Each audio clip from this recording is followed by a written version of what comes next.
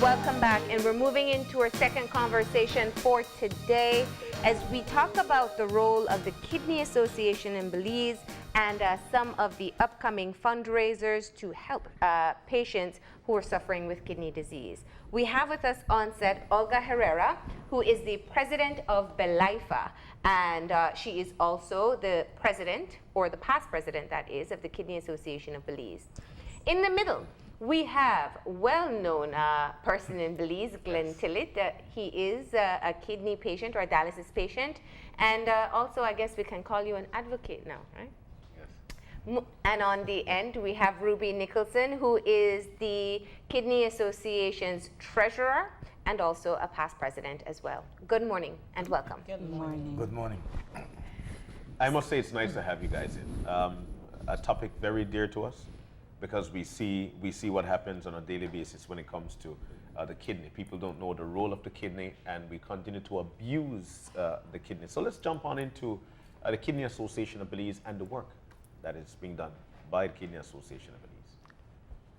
Madam President, or President of BELAIFA. I am the president of BELAIFA. And so BELAIFA has really partnered with the Kidney Association of Belize because our industry recognizes that we can't just be receiving.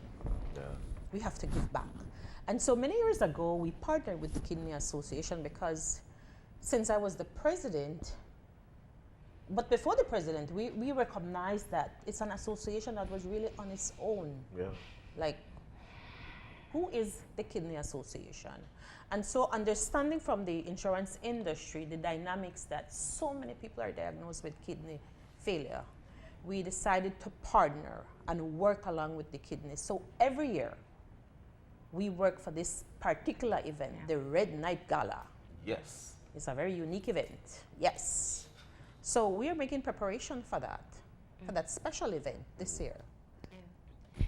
I always found it interesting that life insurance personnel were part of a group of people who recognized that this was a growing problem from quite a while ago, yes. And formalized BELAIFA and partnered with the Kidney Association.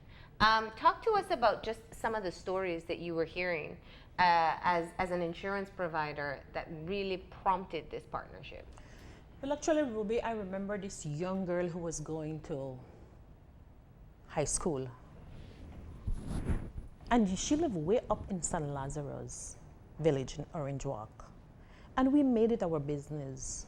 The association, our association, made it our business to drive up way to San Lazarus, to see for ourselves, just because many times people like to talk, but don't walk. We drove up there, we met the family, and man, it was a heartbreaking story. But at the end of the day, the impact we made in that child's life, and she continues to get hemodialysis. And when I look at her last year, I was like, wow, God is great.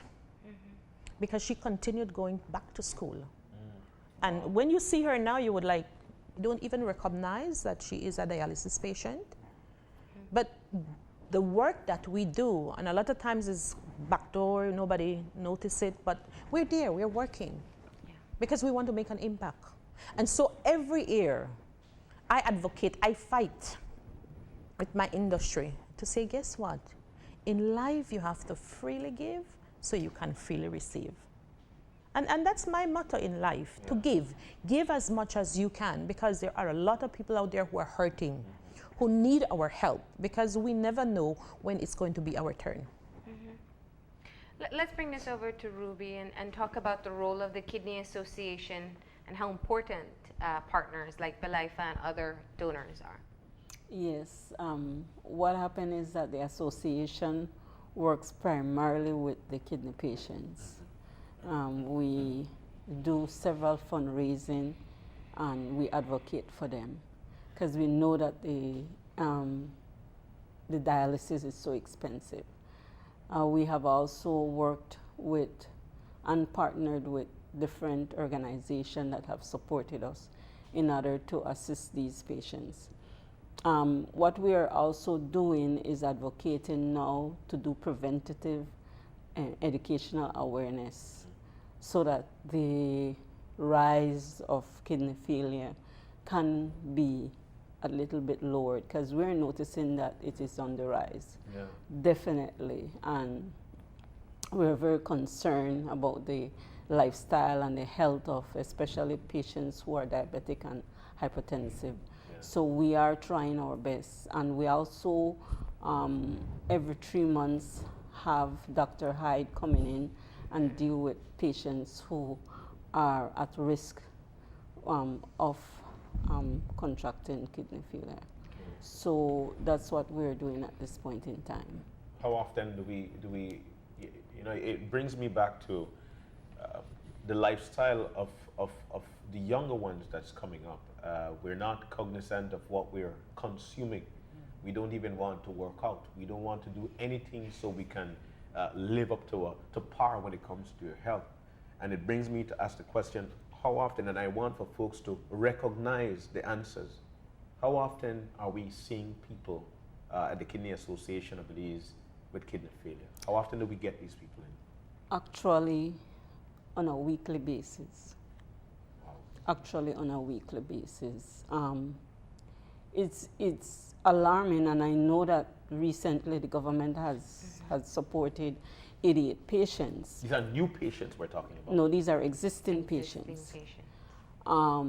And we're applauding the government for that approach, but it does not mitigate or slow down the fact that we have kidney patients still coming on board, being newly diagnosed. And that is the concern that we are having. So we recognize that there has to be a preventative program, very robust preventative program, because we're doing it, but at our level it is too small. Recognizing that we will have several kidney patients who will be patients who are diabetic and hypertensive who will be diagnosed with kidney failure if they do not change their lifestyle, visit their doctors. I advocate for that so much. And you mentioned about younger persons coming up. They need to look at their consumption, what they eat, their change of lifestyle. And ironically, when you're diagnosed with kidney failure, the doctor automatically connects you with a healthcare nutritionist. And so it's definitely showing you that it is a lifestyle change that you need to make. And surprisingly, when you make that lifestyle, your kidney functions go down. So it has to do with your lifestyle, exercising, what you consume, and lack of not drinking enough water. And maintaining your conditions if you have diabetes or hypertension. Let's talk to Glenn now. Glenn, you tell me about when you were diagnosed with, you have kidney failure, chronic kidney disease. I was diagnosed in February 2017 Yes. with chronic renal failure. At that time, it was thought that it was as a result of heart disease and years of hypertension. What was it like for you when you got that diagnosis? It was horrifying, frightening. I thought it was a death sentence. But before I say anything else, let me just say that I think I'm still alive and functioning today because of the efforts of the Kidney Association, BELAIFA, and the expression of compassion through the charitable expressions of a lot of people. I think that the problem posed by the increase in the diagnoses of kidney failure or renal failure, we as a society have to give greater consideration to it because it can be overwhelming both socially and economically. I believe that an approach that emphasizes our solidarity, that looks for greater efforts at prevention, is definitely needed. there are some things that are common to all epidemiological phenomena. And starting with prevention is one of them. You know, oftentimes we don't understand the gravity of a problem until we are directly involved in them. And I'd imagine that that was part of what took place in your journey. From diagnosis, believing this is a death sentence, to starting to formulate a plan on how to survive on dialysis and financing it as well. I don't think I'm unique in the sense that I have been diagnosed with chronic renal failure. But I was a part of the effort way back in 2005, 2006 to actually have dialysis available in Belize. So I did have some prior understanding of the consequences and the implications of being diagnosed with renal failure.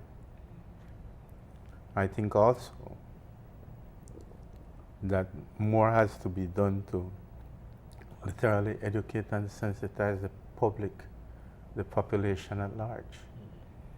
It has to be emphasized that it can happen to anyone.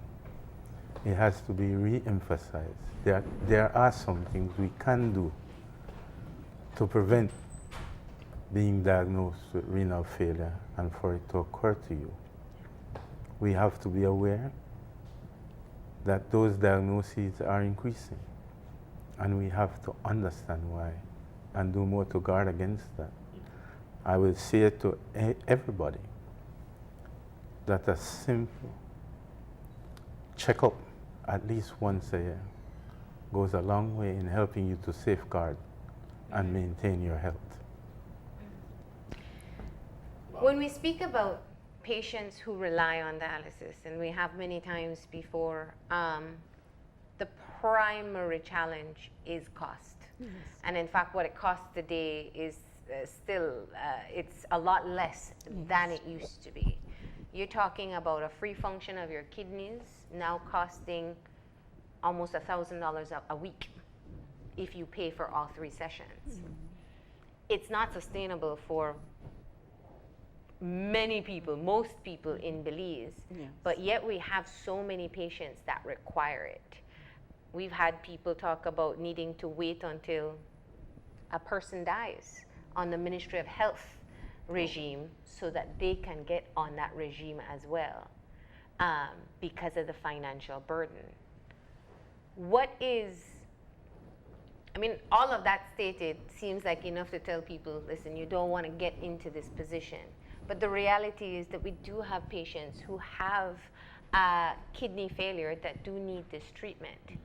How do you, as the organization, as an advocate, as a sponsor, how do you work to ensure that those who are most in need, because everyone is in need, will receive the treatment and help those that you perhaps cannot financially offer assistance to? Very good question. The fact that we are fundraising heavily is a clear indication that there are several patients out there who needs our support. What we have done is, at least when we find out that a patient is newly diagnosed, we would assist with 2 dialysis for that patient. And because there are so many, we would try and fundraise, and that patient would need to be assisted down the road. So what we do, we advise them to get support from their families, friends, do their own personal fundraising, and we try to fundraise on our own to try and assist as much patients as possible. It has been overwhelming. Thank God that we have raised enough funds to at least assist patients who are newly diagnosed. Those who are existing patients find ways and means to fundraise in order to have their dialysis done. And unfortunately, the reality out there is that sometimes they're only able to fundraise for one dialysis a week, knowing that they need 3. Then we have like crises and complications of patients who have not done their dialysis because of lack of funding. They would approach us as well. And there is where we do our assistance. And so we know that it's an overwhelming work that we do, but we still continue to do so. And that's the reason why we're grateful for BELAIFA, for our Red Night Gala. We even have a raffle that is coming up. Because the more we fundraise, the more the organization support us, the more we're able to assist with all these patients that are coming up. I still want for folks to build the compassion, you know, around the entire thing, and empathize with those, because that's what we're doing here right now. Empathize with those who suffers with the kidney disease. What are the youngest we've seen somebody coming in saying being diagnosed with kidney disease? You see, the thing is with kidney failure that it has no age, because we have had like from 3-year-old, 7-year-old. Just 2 months ago, I think, a couple of weeks ago, there was a story coming out of KHMH where a 4-month-old baby had to be given dialysis for kidney failure, along with so-called lifestyle diseases. There are people who suffer renal failure due to the genetic consequence of their makeup. And that can happen at any age. One of my fellow dialysis patients is only 15 years old. He looks like he's like 10 or 12 because it does retard or stunt development. You know, I see people who, I see a young man who is in his 30s. He's never drunk or smoked or anything like that. He is adroit, you know, so he has been eating healthy and all this, but he has a genetic predisposition to renal failure. So don't think that, you know, it happens only to people who drink too much or smoke too much or eat the wrong food. It can happen due to your genetic makeup. And even diabetes, if you have diabetes or hypertension, these are things that are also genetically predisposed. But Glenn, how did you cope? How have you been coping in keeping up the dialysis process? I have been fortunate in that a lot of people literally have helped me. I'm alive due to their charity and their compassion, as well as organizations such as the Kidney Association. You know, and in answer to your earlier question, as a practical matter, I believe, first of all, the government should pass a law saying that nobody can be refused dialysis treatment. I mean, period. It makes a difference. It is a law in some of the countries around us. You know, and citizens should not be dying because a service that is available is simply not accessible due to cost. I believe that the health authorities, the government, can do more to ensure that the treatment is accessible and available.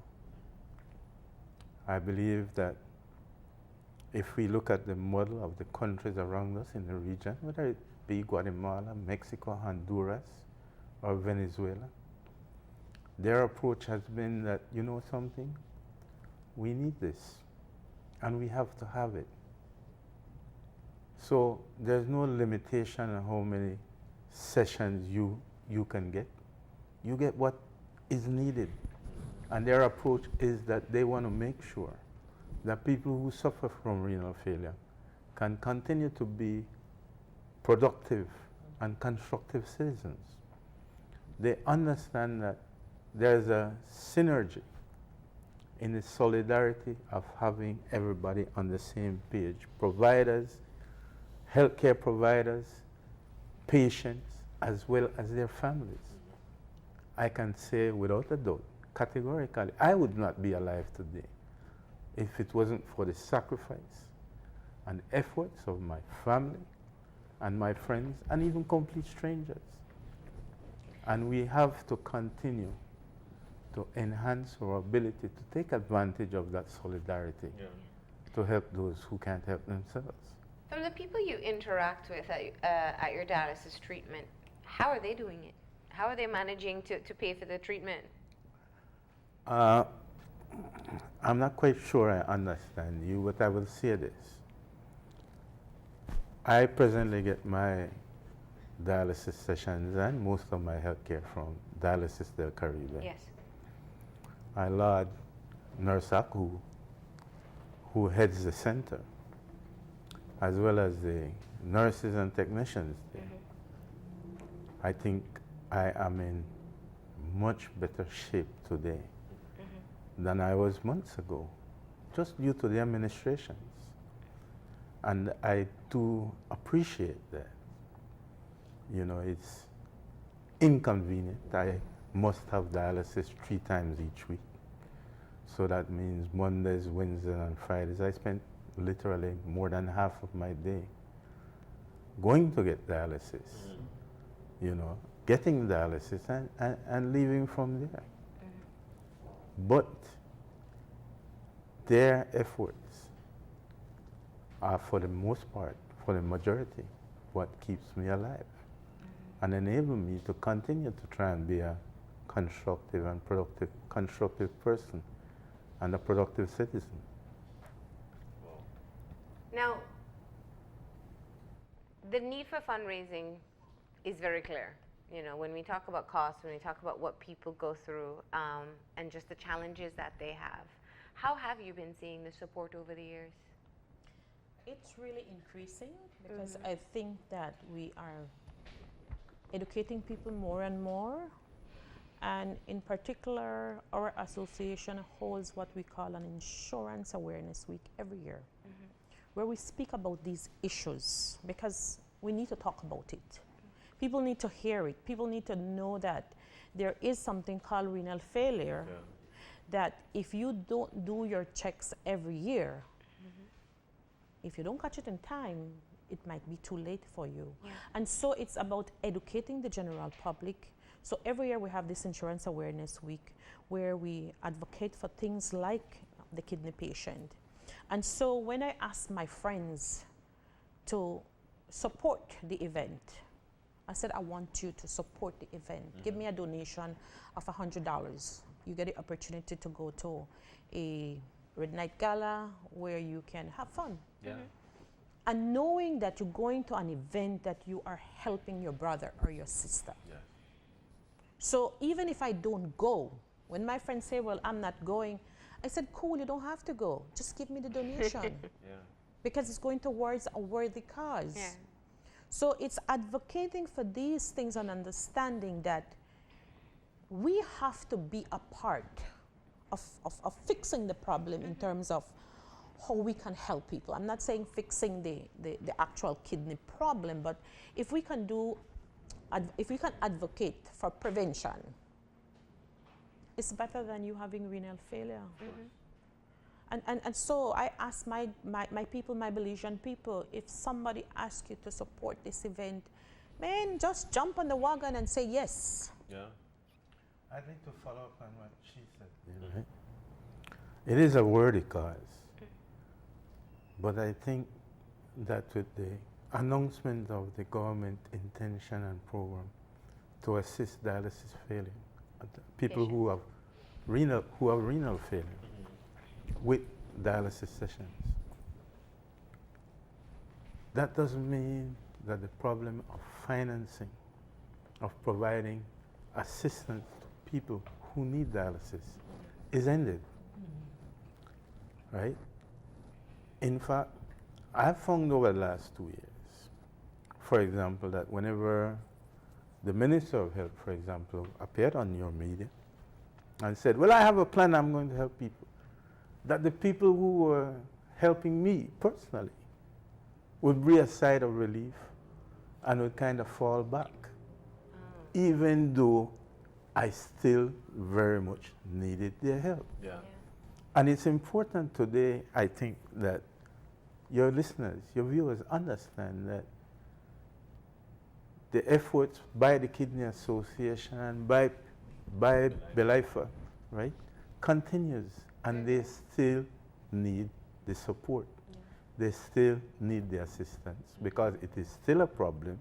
It has not been solved, and there are still almost 100 people out there who need assistance, and that figure will continue to grow. Yeah.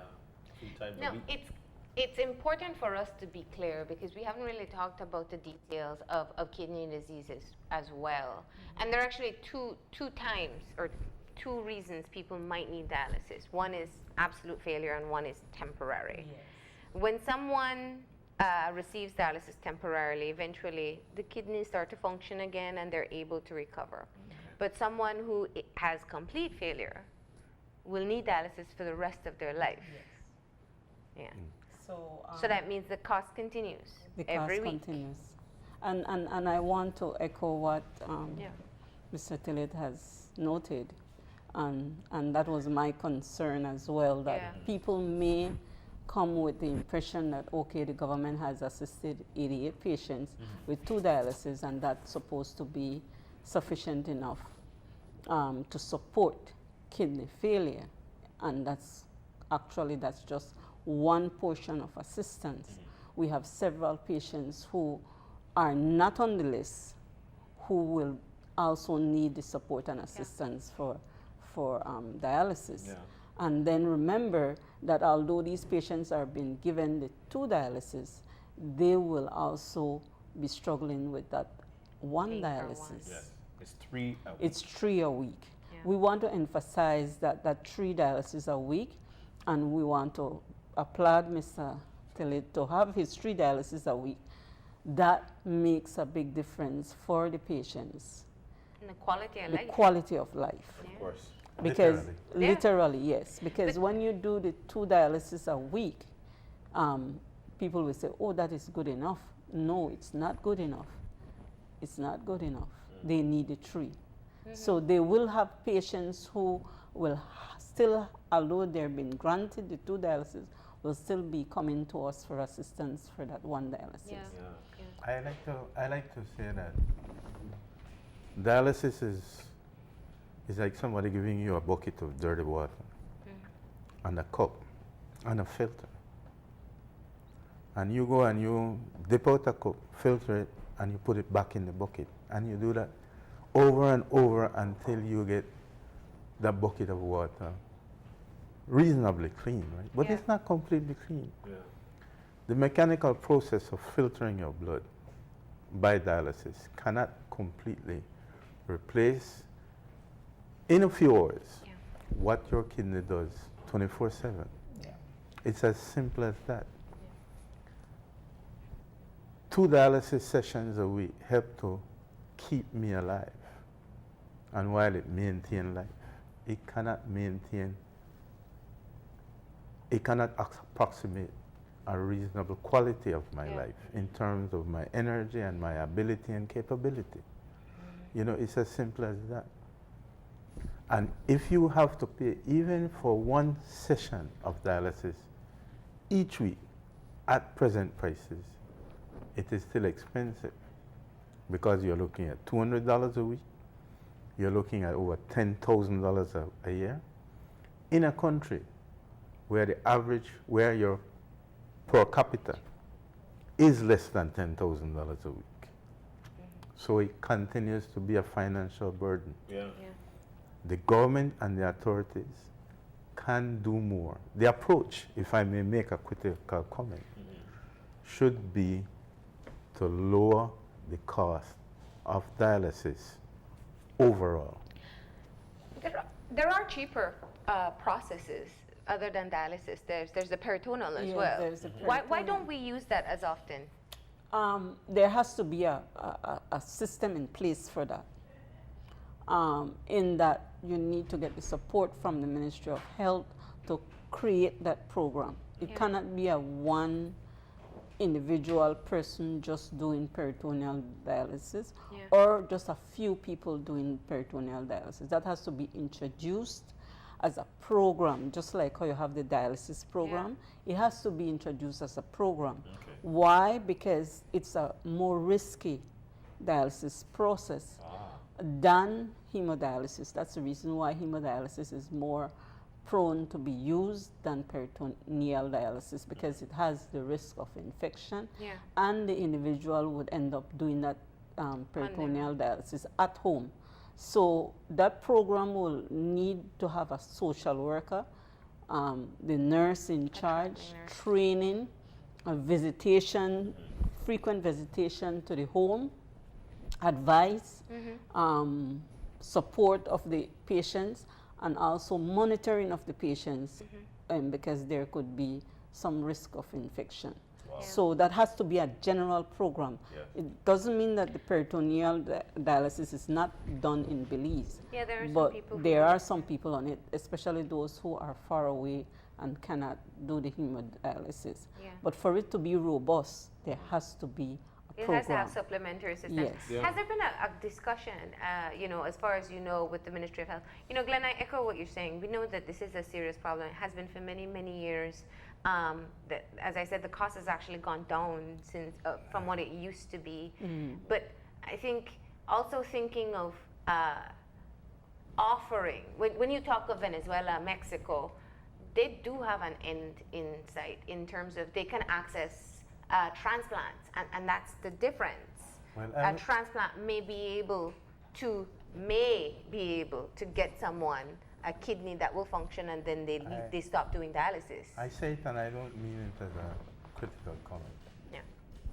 But I do think the approach in terms of the leadership should be from the Ministry of Health. It should take a long look at what the countries around us and in the region are doing. Because they are advanced in what they do to provide this life-saving service to their population. There is no need for us to reinvent the wheel. Yeah.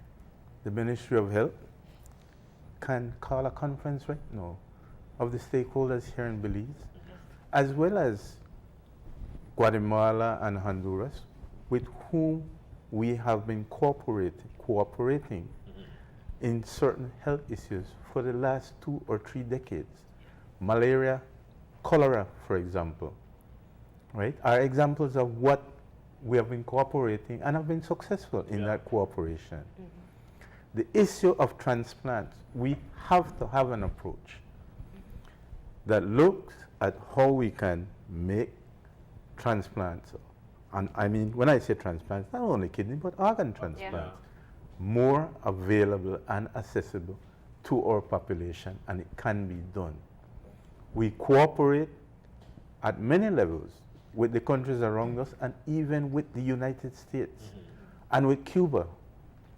Places that have the technology, that have the medical technology, we have to make the effort so that we, the population of Belize, can access that as well.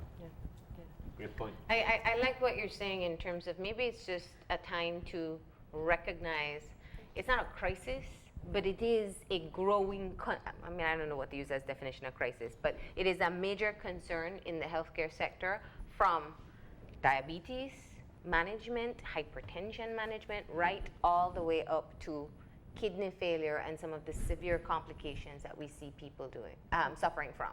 We know for a fact that if we do not do educational awareness and preventative care, we won't be able to stop what's happening currently. Yeah. Because we're getting calls on a weekly basis of patients who have been newly diagnosed with kidney failure.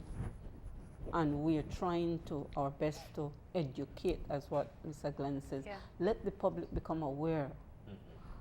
Let them be educated. Let them have the choice to know that I can prevent this disease. So we're talking about 2 things. We're talking about 3 things. 1, fundraising, and we'll get the details of the fundraising and the walk. But 2, prevention, but also screening. How does one know the status of their kidneys? And that's what we have recently done. We are going to different organizations and we're doing screening as well. What does it require? Testing. Yes. It's a blood test. No, what we do is we check your urinalysis, Urine test. blood pressure, and blood sugar. Okay. And that in itself gives us an idea where you're at, your status, and then we do further advice, as in do a referral for you. And correct me if I'm wrong, these are things that people can do at a clinic as well? Yes, they a can. public health clinic that's Yes. free. I must applaud the NHI Yeah. providers. They have that embedded in their system. Yeah. The only concern is that we have patients on the south side and on the southern District. districts who have this NHI available to them, but they still believe that they can self-medicate themselves. They still believe that they can solve their health by staying at home. So I want to appeal to those who, especially those who are diabetic and hypertensive, they need to do their monthly regimen, visit their doctors. Yes, it may be crowded. Yes, it's a long wait, but Mr. Glenn can tell you that it's better to wait to see a doctor monthly than to stay at home and be diagnosed with kidney failure. Try to self-medicate. Yes, and try to self-medicate. What's your advice to people, Glenn? Get tested. Just like with every other infection that has epidemiological profile, your best strategy is to get tested. You're better off knowing. Yeah. Ignorance is not bliss.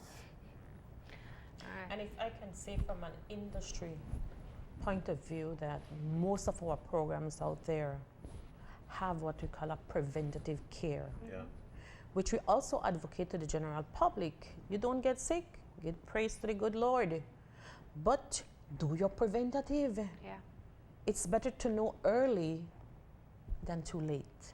absolutely. So I want to encourage our people out there. You're hearing us, take time, make time, because a lot of times we get carried away with the issues of life and we excuse, I don't have time.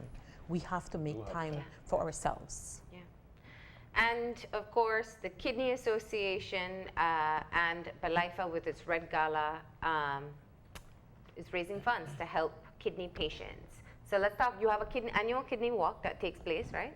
That was going to be in March. Okay. Oh, okay. But So- we're doing our fundraiser in conjunction with BELAIFA, and that's the Red Night Gala, and we're also raffling a Wingle.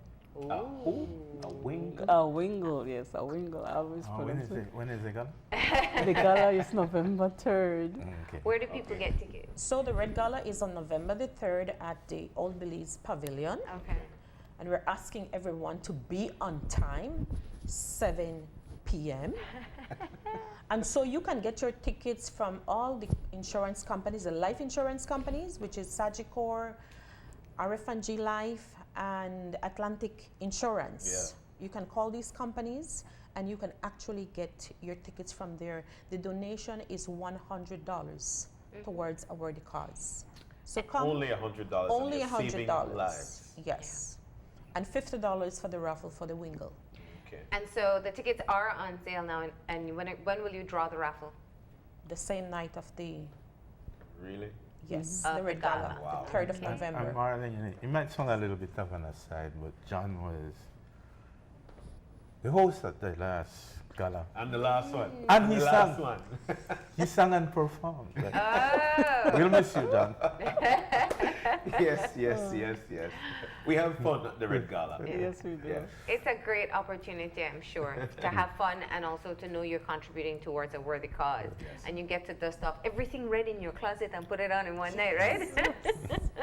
And red is a color that looks good on everyone. Yes, Yeah. it does. It does. All right. Thank you so much for coming in. I know it's been a very broad conversation, but it is a very critical issue that we need to take the time to discuss as often as we can, right?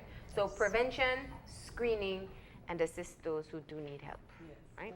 What happened is that I want to emphasize that we are selling our raffle for the vehicle, and we're not getting the support from the community. So yet. yes, so we're appealing to the community to contact us. Our number is 615-6861. We have several tickets available. Okay. We're also appealing to the community, the businesses, the organization, to please support the Kidney Association of Belize. All right. Thank you all for being here. Thank you, and John and Channel 5 for helping us to raise awareness and to save lives. We're going to go ahead now and take a break. When we come back, we'll be getting all the details about an upcoming Pilates workshop, so stay tuned.